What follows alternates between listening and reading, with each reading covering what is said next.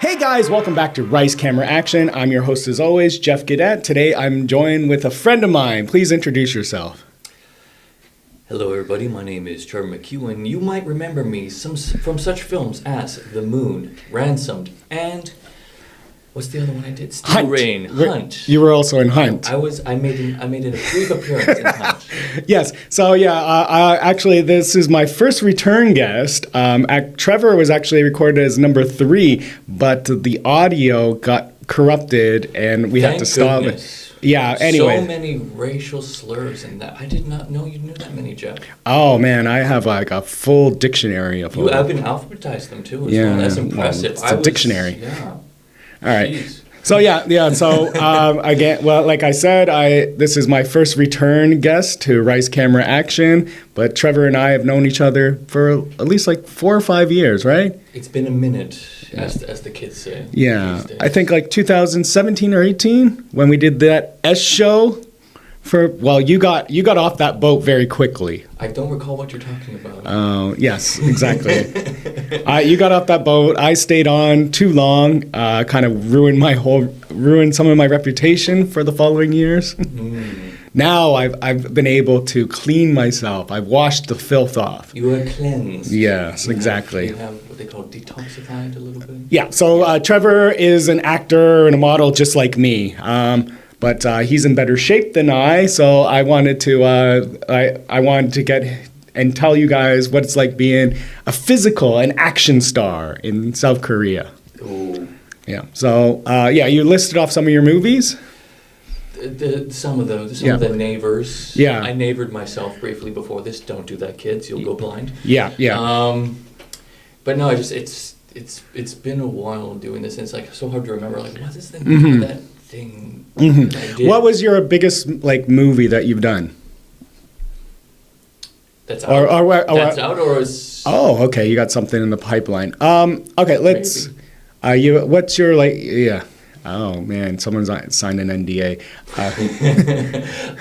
I wish that would legitimize things a lot more. Yeah. Well, we could get into that later on, but okay. So, not the biggest movie. What movie did you enjoy the most that people can see right now?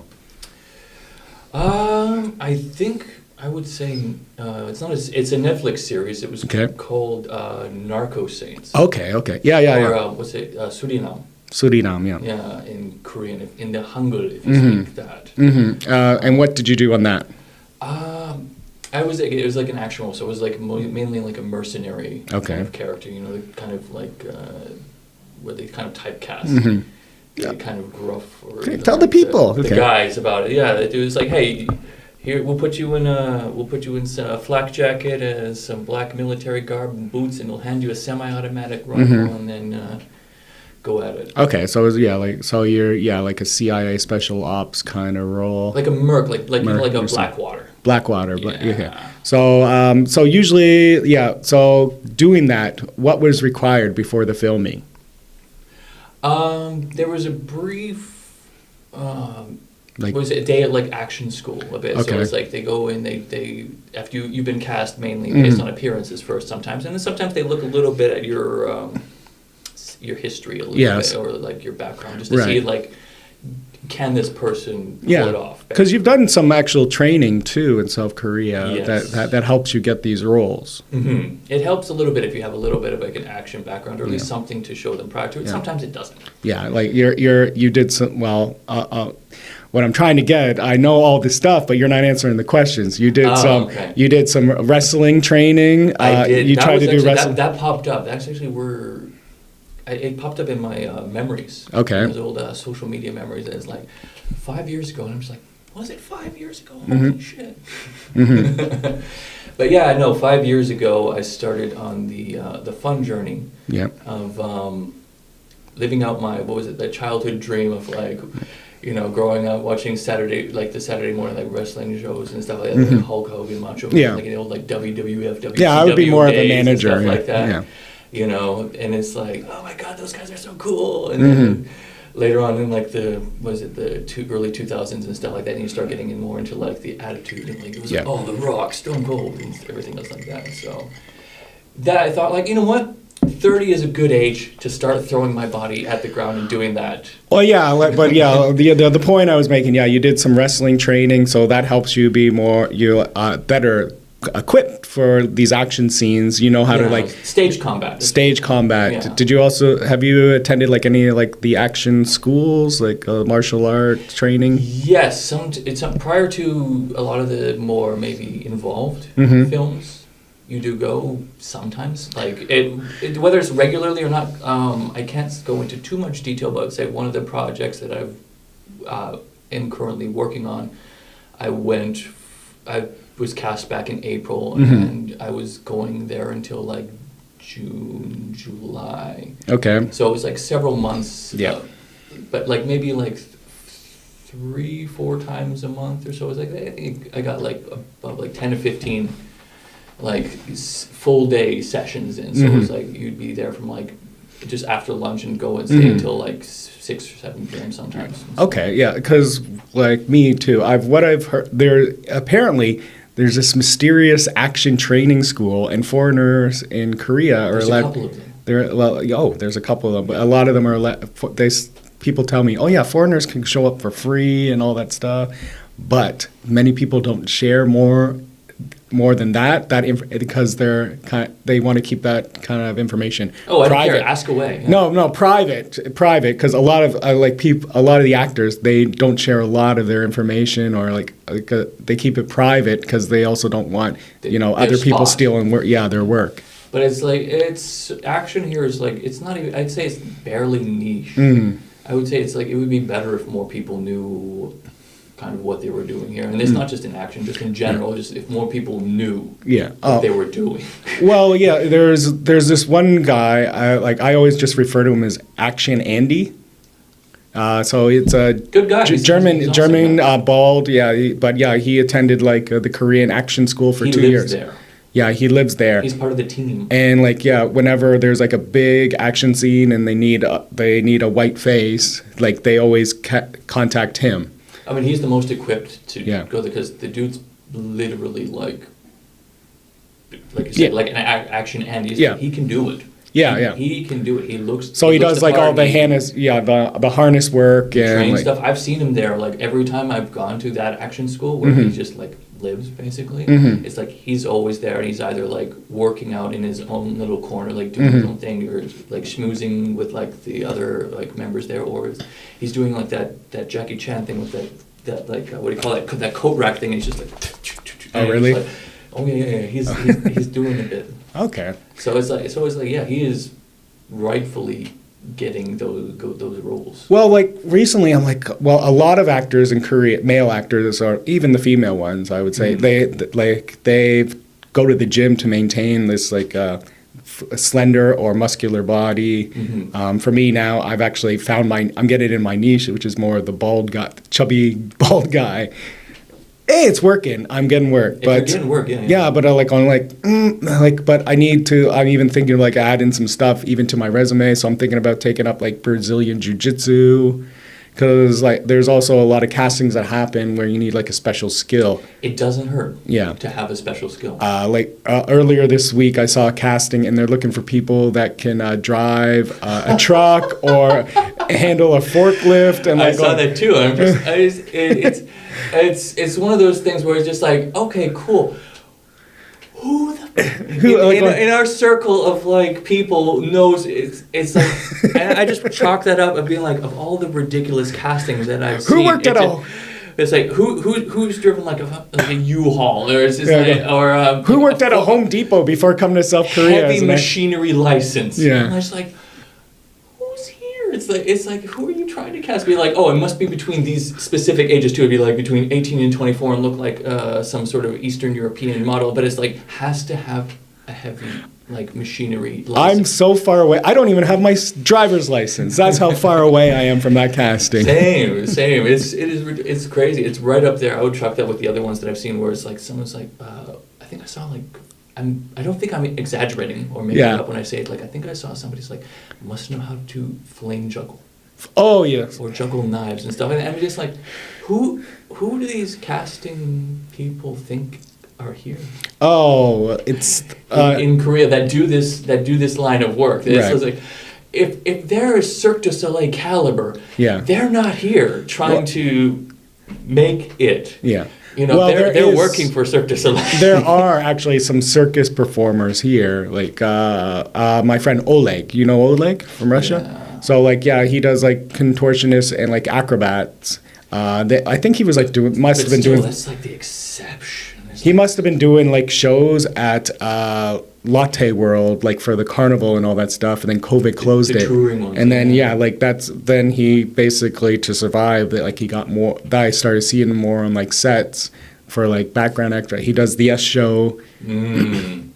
But now, I guess he's actually getting some decent money doing that. So he does with his acting and his physique, that even on the weekends, with all the beach parties and the club parties, he's basically like a go-go dancer. Oh wow! I mean, whatever pays the bill. Right? Yeah, I mean, whatever. I mean, it's don't knock it till you try it. No, I mean, if you've got it, flaunt it. It's it's you can make some money from it. Yeah, prostitution's even an honest business. No shame. Yeah. You just got to ride it until the wheels fall off. Yeah. No pun intended. Yeah. But it's, so you have to find your niche and all that stuff. Yeah, so I always assume that you're this action guy. Is that your niche?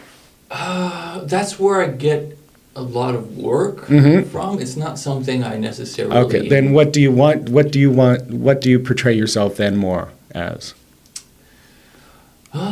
That's a good question. I'm trying to figure it out, but it's I know action is just sort of the most common, the bread and butter here. Yeah. But a lot of the foreign guys here, especially too, as well. Yeah. And so it's hard to. So it's I'm not going to turn those down. I'm not going to be stupid and be no, I want to branch out. I want to diversify. I want to do serious and dramatic roles and stuff like that. But it's those would be fun too as well. So it's just as fun as it is to diversify, it's just.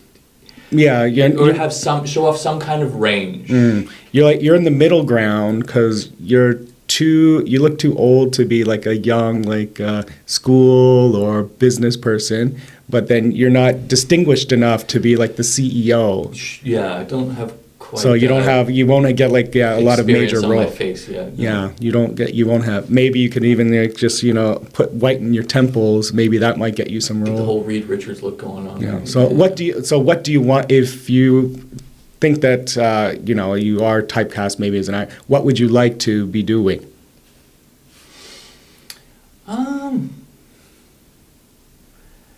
It would be interesting because it's one of the things I enjoyed was working on a lot more stuff where you really kind of get to stretch, be creative, push yourself, creatively, and character work. I can say it's always fun. Okay, that's something I enjoyed thoroughly when I was working at a game company for about 18 months, almost 2 years, prior to the pandemic, and then a little bit into it before things really kind of shut down.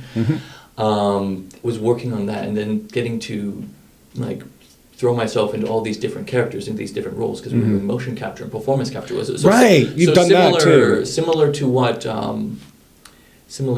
What's his name? This is gonna. Don't do that. And similar to what Andy Serkis. Yeah, was You've done mocap through his lexicon. Yeah. Work and stuff like that, or his cinema history and stuff like that. So it's that was very fun.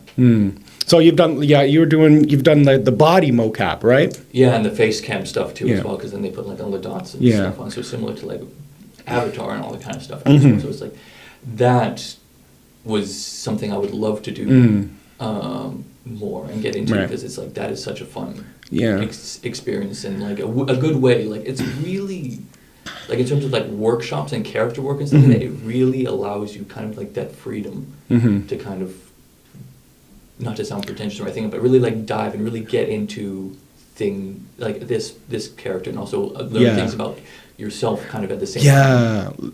That's how that's I've dipped my toe in that a little bit.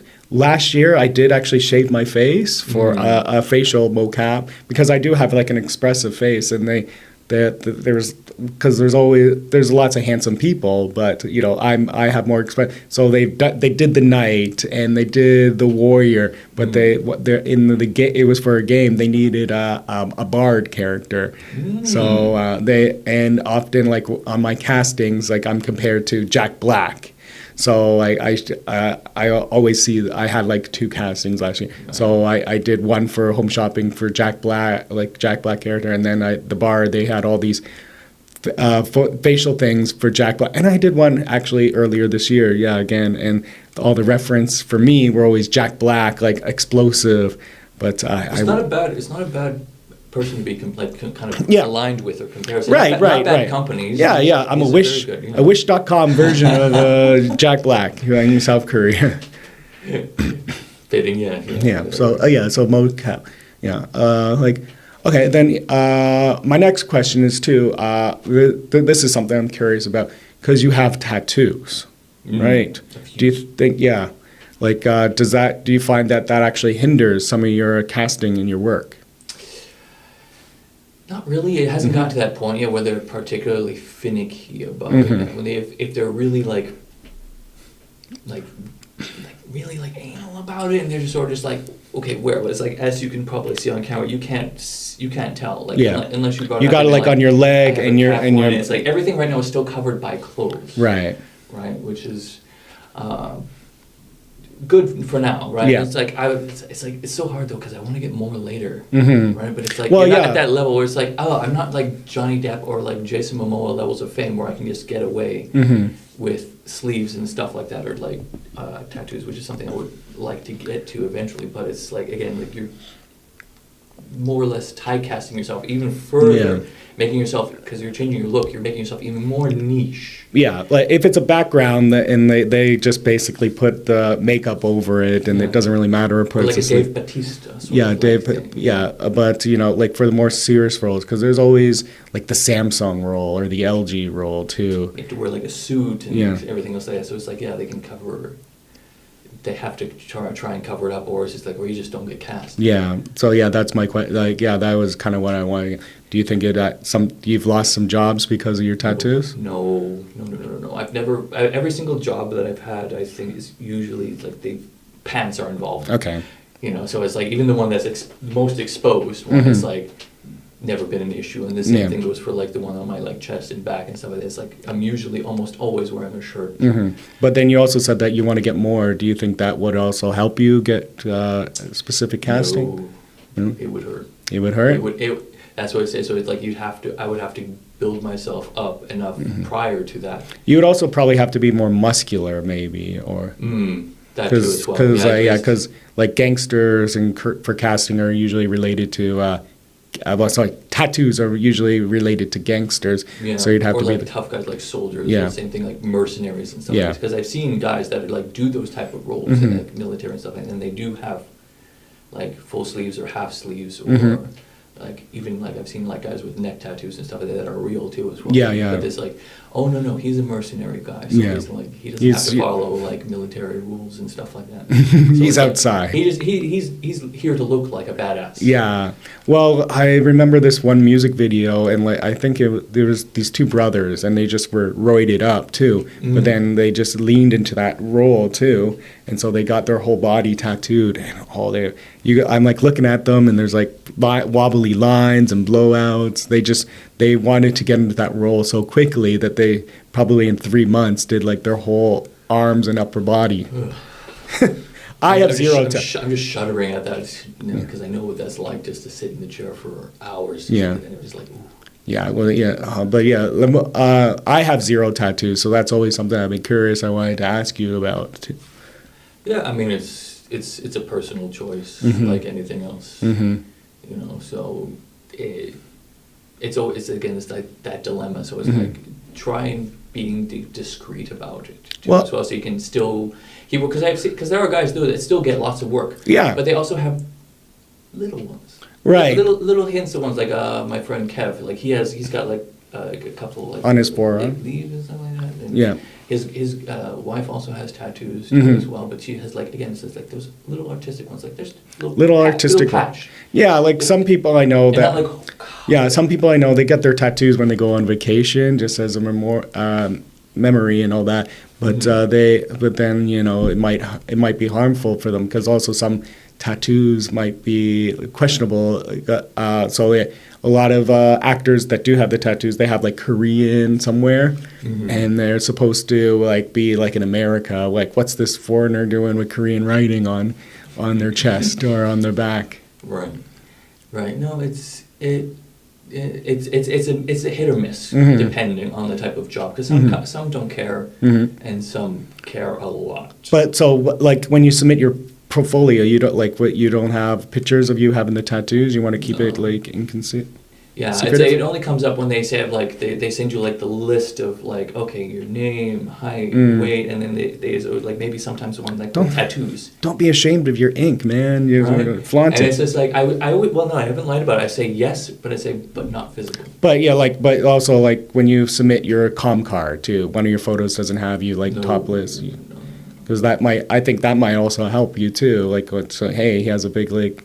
Well, I mean, if I ever get to that stage where I want to like flaunt off my body, like, because like I've only done like a shirtless shoot, like profile shoot once, and that was ages ago when I was still like in my mid to like 20 somethings, and so I was like, and I actually physically like did the work. I dieted like strictly for months, worked out. Everything like that leading up to the even leading up to the shoot, I did like the Hugh Jackman like the action like thing where they have like a shirtless scene trick where it's like they overhydrate and then they dehydrate. Yeah. So I even did that just to try and get a little bit, but it's like that was 3 days of not drinking water. Yeah, and it's just terrible, and it's just like I never want to go through that again. So I'm just like, you know what, I don't need to do any shirtless stuff. I'm not trying to be like an underwear Calvin Klein model like some of these guys out here that are just cardio only. It's like, no, I like weights and I like to eat and I like to drink, and that's what I'm going to do. Well, I was thin, but the pandemic put on some weight, but I just accept it. I'm happy with my dad bod myself, and I've done like topless scenes and all that, so I don't care. You did. That was fun. Oh, well, yeah, from Carter. Yeah, we talked about that in the first episode. Yeah. When I didn't list that in my lexicon too. Carter. Kata. Yeah, Kata. Which was a shit. They strung you up by their toes. Yeah, well, I'm not happy. I don't list off a lot of the movie because I've watched all these movies I've been in, and Carter, I was not impressed by that, and I just watched The Moon, and I'm like, oh, this is. I did not see The Moon yet. Oh, well, I found like a stream, like a secret streaming site, and I found it. You want to know the synopsis of The Moon? Let's go. In the year 2027, Korea has a space program, and they're able to launch their first 3 Korean astronauts into space. On the way to the moon, they're sent to the moon to collect water or to find water.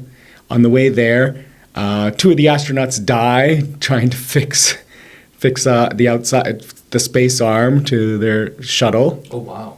But then the main actor, actually seeing his friends die, tries to open up the airlock, not wearing his spacesuit at all. As you would. And then he decides now that even though there's only 33% of the astronauts sent to the moon alive, he decides to continue on his mission to go to the moon by himself. Then he goes to the moon, finds water, then tries to leave the moon because there's an asteroid storm, leaves, crashes in the moon. Then he wakes up, and then he tries to take off again, and crashes back into the moon. And almost like you need like a group of people to fly a spaceship. Yeah, and then basically NASA decides to help them, but then he, unfortunately, like the moon shifts, and now he's on the dark side of the moon. So NASA says we can't help you. So he decides to blast off again. Third time's the charm. And this time, just jump out of his rocket because there's not enough gas for him to meet up with it. and strap a drone to his chest. And then he crashes into the moon a third time. But this time's on the light side of the moon, and NASA's able to save him. But he's not. He doesn't. Is he still like protected, or is he like out just in a suit with a? He's in a suit. He's in a suit with a drone. How does that duct tape to his? Is this a propeller drone, or does the drone have? It's like a rockets gas. on it? It has like gas and all that stuff. Because it's like. It's like a gas drone. Good, because if it has like the propellers, if it's like the regular drones here that they like fly around and stuff, I'd be like, oh, you're gonna have a hard time finding. But yeah, he's just spiraling. Like when he has the drone to like land, he's just going. So it's essentially like Wile E. like Coyote. Korean. It's Korean basically, Martian, basically. if there was a Korean astronaut, if Wile E. Coyote was a Korean astronaut. And wanted to go to the moon. That was basically. And this guy, right? This survivor. Yeah. Is he a pretty boy? He's a young boy. But like a K-popper kind of. Kind of, yeah. It's, the token. Yeah, I think he's on his way up. Maybe. Candy, yeah. Oh, okay. Yeah. So, anyways, that's the synopsis of the moon.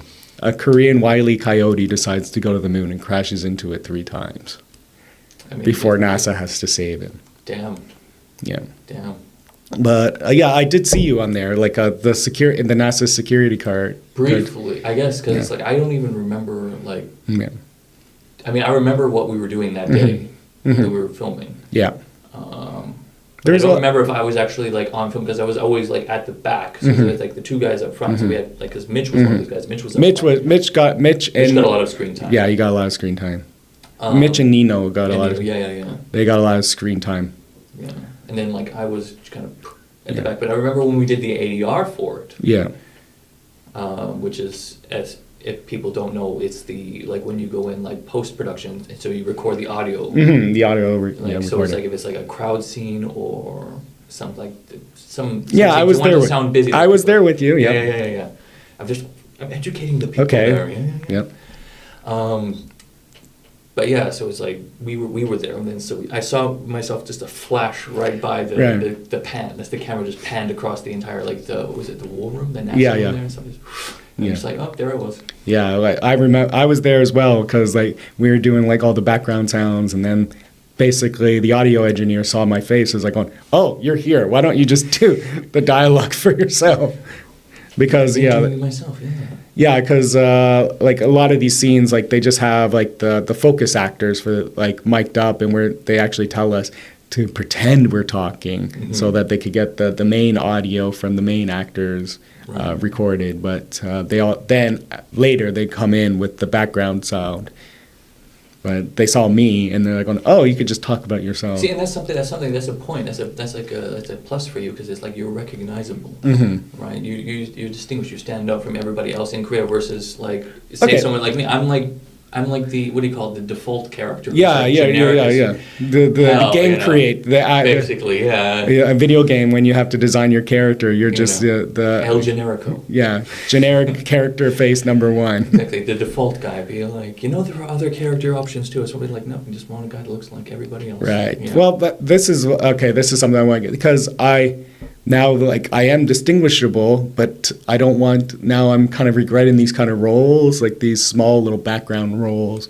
So, like, I'm trying, because I've been so distinguishable in the background, now, like, I'm like, well, no, I'm actually forward with, like, a lot of guys, like, listen, I have a unique look, and you're hiring me, you're not just hiring randos, you're hiring me because of my look, so I'm only going to take image pay.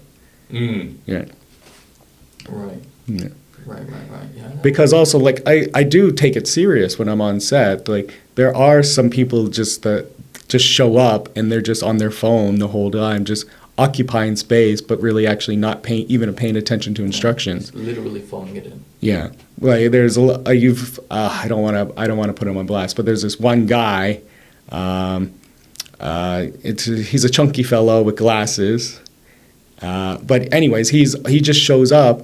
And like, we're always getting instructions. Like, there'll be like the director or the director assistant. We're like, okay, everyone, move over here to the right side of the set so we could fill up more space.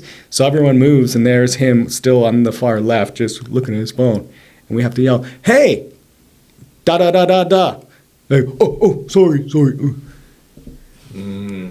I think you might know if I said his name. Yeah. Let me write it upside down. Maybe. Yeah. Maybe it's been a minute since I've been on set too as well. So it's like But it happens sometimes. But you have to gather that many people, and it's like immigration can only hand out so many legit visas for people that are supposed to be doing this kind of work. Well, I think the net is cast wide. I think he's not even part of an agency. He has an anchor baby. That's why he's able to stay. But there's ways around it. So like you and I, we have our entertainment visa, but then there's also the F visa people that just do this because their Korean level is not strong enough to work in a business. And they don't want to teach. They don't want that. Yeah, their English is also kind of rough too. So they have really not many options. They either have to work in a factory, or they have to, like Ali from Squid Games, or they have to, they do this. Or, they try to buy and sell some shit from try to be a distributor. Or this is my favorite word, I'm a consultant. Right. When they say, this is their job, I'm a consultant. Right. Whatever pays the bills. But no shame to them. It's like, hey, same thing. It's like, but it's like if you're paying your dues and stuff like that. Yeah, but okay. So you were supposed to be episode 3 or 4, and that was so I met you I think now we're in September, so that would be 7 months ago or something like that. It was a different season. It was a different season. Almost full circle. There was snow on the ground, I think, but in those 7 months since we've met, what have you been busy doing in 2023? Not a whole lot, honestly. Oh, really? It's still kind of, at least for me. Okay. It's been kind of dry-ish a little bit. Work is sort of at least dry, where it's not as plentiful. It's kind of in the throes of recovery now still. Okay.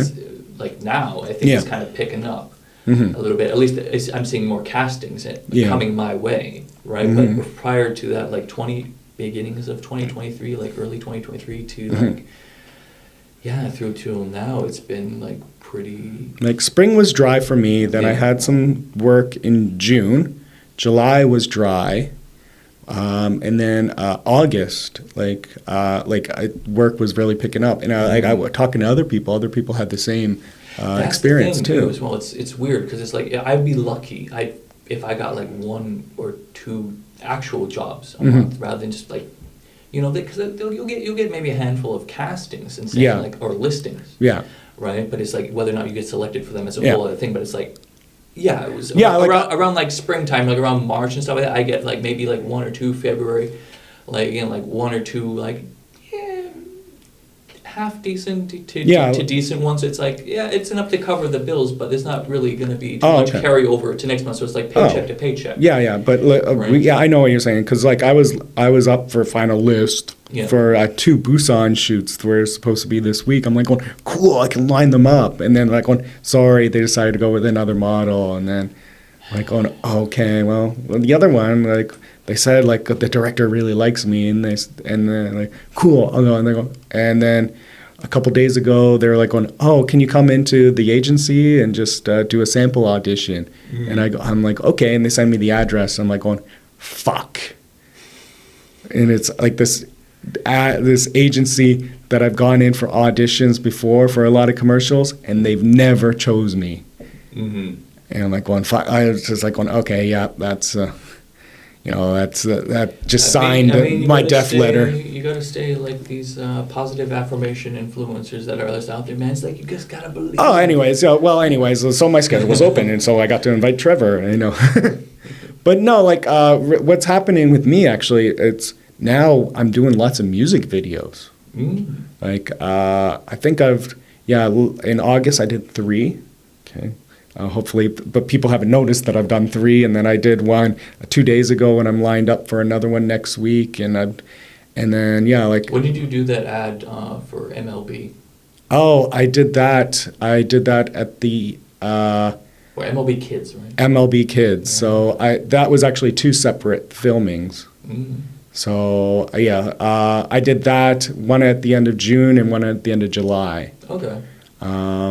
So the end of so yeah, if you go to the MLB Kids _KR Instagram, you like they're like last 20 posts, because they just uploaded 20 posts in the last week, and I'm in like 12 of those in the background. Not bad. Yeah, so it's a good brand. So half of them were like I was like a butler role, and the other one was I was a father role. That father role was filmed at the Hyatt, the Grand Hyatt in Itaewon, in the penthouse. Ooh. Apparently, in the main penthouse, apparently they paid 20 million won to rent that penthouse for the day. I was actually getting more money than the children actors. As you should. But fuck them kids. But but it was only supposed to be like for photos and all that stuff, and they started taking videos, and I said, hey, if this is for video advertising, I need more, because they're also taking solo pictures, like videos of me. If it's like all media, like what's the usage? Yeah. Well, it's part of the story, but like I like on, hey, they're taking videos of me alone, like going, this is not, I'm only like submodel, and I talked to the agent's like going, oh yeah, you're only submodel, like the children are main model, but you're only submodel. But I'm like, but they're taking pictures of me alone wearing the clothes or videos. Yeah. And then he's like, oh no, he's like, listen, and like basically said, okay, well, if they do advertising with you solely in it, then yeah, I'll give you more money. They're kind of doing that now. They're kind of getting at that. Well, now. It was part of a scene anyways, but it's still for the KR. You gotta be kind of like on your toes a bit. I was on my toes, yeah. Anyways, so I at least I negotiated that there would be extra money if they use me solely for advertising. They didn't end up really doing that. So I just messaged the casting director. I'm like going, hey, it looks like I'm on, like coming out a lot. Like going, I would love to keep doing this because a lot of these pictures are amazing. Mm-hmm. But you gotta be like vigilant and like you said, like on your toes and stuff, because sometimes during mid shoot they like change the concept. Or try and get a little bit extra out of you. Yeah, I've had to stop commercials sometimes to at least like talk to the agent before. Like they said, like, hey, this dude's taking pictures of me now. Yeah, like, we're doing an impromptu photo shoot during this like filming. Yeah, right, for this insert generic electronic device here, right, or home appliance or whatever it is like that. So it's just like we need to discuss terms here for that sort of stuff, and then you kind of get and then you lay it out, and it's like things get squared away, and you're just like, okay, good. Yeah, like going on even on the movie the Moon. Yeah, there were like a lot of us were cast as extras, but then suddenly on the set, like the director's like going, hey, can you say this line? And then you're like going, I'm not paid to say a line. I'm an extra, sir. I'm like, I'm just an extra. Like and like so, like some people, like I think in that was Mitch, who else? Marcel, a guy too. Like damn it, he's a friend of mine, and I'm blanking on his name. Anyways, we were all extras, but they all got thrown like a line by the director, and they tried to basically like message the casting director, hey, they're giving me a line, can I get some more money? I'm not here. And sometimes it works, sometimes it doesn't. I mean, it should really work. Yeah. Because it's like, okay, I get it. I'm not principal cast. Mm-hmm. Right, I'm still like an extra, but I'm being fed a line that's at least like a couple, like a little bit more. Like, I wish there would be like even like when you see the final results of the video, you could actually negotiate. Like it's a walk-on, basically. Even if you were just like an extra, it's a one-off. You still you get a line. Yeah, well, I did a Mandu commercial last year, and like I tried to. It was like only like the casting agent said, oh, it's only like going to be like 10 seconds, and there's multiple actors, so I'll only pay like image for like 300. All right? And then I show up, and they said, hey, can you read a line? Oh, okay. I messaged it, my manager, the casting manager. He's like, okay, I'll ask for more money. He's like, oh, they have you read it? Okay, I'll ask for more money. I never got more money. But then the final result is just basically me, like my girlfriend, and then the main model. They in the commercial, they took away like half the cast, didn't make the final cut of the commercial. And I'm like going, cocksucker. So it's basically, I'm basically, the submodel. I went from like image to, spoken word to basically the submodel, and I'm still getting dirt pay. Not always the case. Because the storyboard had it was like foreigners doing a mukbang, and then it had children coming home from school and cooking like mandu, and then it had like a couple sitting down and eating. They cut the kids, they cut the couple, they just had the foreigner, and then they had the main grandmother who was like, my special recipe for mandu, I put each mandu is made with tender loving care with my secret recipe. And now you could try them, you can fry them up, you can steam them, you can throw them in the microwave. Dip them in soy sauce. Just like every other one out there. Yeah. But I feel you, man, on that. I think that's like one thing everybody has in common. No matter what we've done, everybody here is like shared trauma. I let a lot of people step on me, but now I'm starting to get to know my work. And so I'm going so now I'm going, hey, no, you should pay me more. Hey, mo. One of the music videos I did in June, they were so impressed with me that that same company invited me back for another the music company. They go, hey, they had a solo they had a solo artist, and I did a good job on that music video. That music company, when they were there, they had a group. They wanted me for the cast of that, even when I showed up, some of the K-pop stars I spoke to was like, hey, you were in so and so's music video. I'm surprised to see you here. They said I did a good job, so they wanted a character like me in your music video. Oh, okay, cool. Well, it's nice to work with you. That could be your new thing. You could be like the new pair. Yeah. It's like he used to be in every. Oh no, not him. Sorry, him or his friend or something like that. He was in a whole string of K-pop stuff back in the mid 2000s, the mid 2010s there, I think. Sadly, our friend Per, he suffered a heart attack, a month ago. No, really? Yeah. Oh. He's his girlfriend or his wife found him, he was rushed to the hospital, and 3 days later he posted on his Facebook with all these tubes. I thought he was on a set. That's wild. See, I thought he was on a movie set for a hospital patient, but apparently no, he did have a heart attack. Wow. So he's kind of out of commission for a while. That's crazy. Yeah. So maybe we can message him when after this is done. Right. I haven't spoken to him in years though. We kind of fell out of touch a bit though. It's we weren't really that close. We never worked together on anything. I think we maybe met each other at maybe one of the home day bars a handful of times. Because we both knew the owner there, but beyond that, not much. No, him and I have always been courteous. He calls me Joffy though. He's like, hey Joffy, how are you? It's Jeff.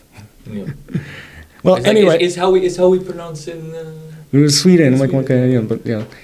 Well, anyways, I think we're at the end of this. We're 45 minutes in, 42 minutes in. Before we go, would you like to plug any of your social media? Sure. If anybody is curious, they can follow me at Trevor Works with a Z. So Trevor Works. All one word? S, yes, with one word. All one word. All one word, okay. TREVORWORKZ. Okay, and that's on Instagram. And then you can follow me, my Instagram at comedy Geoffy, all one word. And thank you once again, Trevor, for joining me on Rice Camera Action. And thank you guys for watching. See you again. All right. Bye-bye.